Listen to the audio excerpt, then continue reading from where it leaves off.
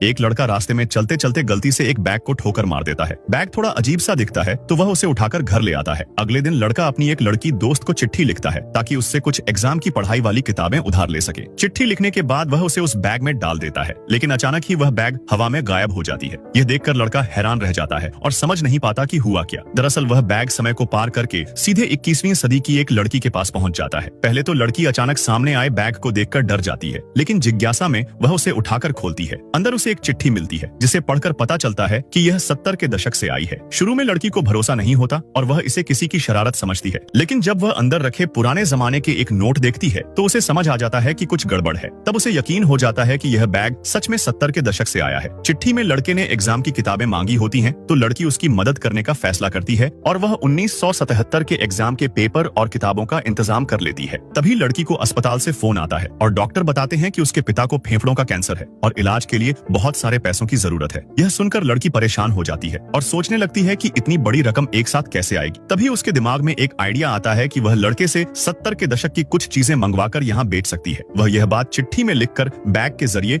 लड़के को भेज देती है। उधर लड़का बैग के गायब होने से परेशान होता है। तभी अचानक वह बैग फिर से सामने आ जाता है। जब वह बैग खोलता है तो अंदर चिट्ठी और किताबें देखकर उसे समझ आ जाता है कि यह बैग समय में सफर कर सकता है। लड़की की परेशानी जानकर वह तुरंत डाक वाले के पास जाकर कुछ पुराने टिकट ले आता है और उन्हें बैग के जरिए भेज देता है। लड़की जब उन टिकटों को बेचती है तो एक टिकट की कीमत 1 मिलियन निकलती है। इससे न सिर्फ उसके पिता का इलाज हो जाता है, बल्कि वह खुद भी बहुत अमीर बन जाती है। बाद में लड़की चाहती है कि लड़का भी अपने समय में अच्छे से जिंदगी जी सके, इसलिए वह उसे 70 के दशक की बहुत सारे पैसे ढूंढकर भेज देती है। पैसे देखकर लड़का बहुत खुश हो जाता है और सोचता है कि अब वह आराम से पढ़ाई करके कॉलेज जा सकता है और अपने माता पिता को गर्व महसूस करा सकता है। कुछ समय बाद एग्जाम का रिजल्ट आता है और लोग पूछते हैं कि टॉपर बनने पर वह क्या कहना चाहता है। वह सबका धन्यवाद करता है।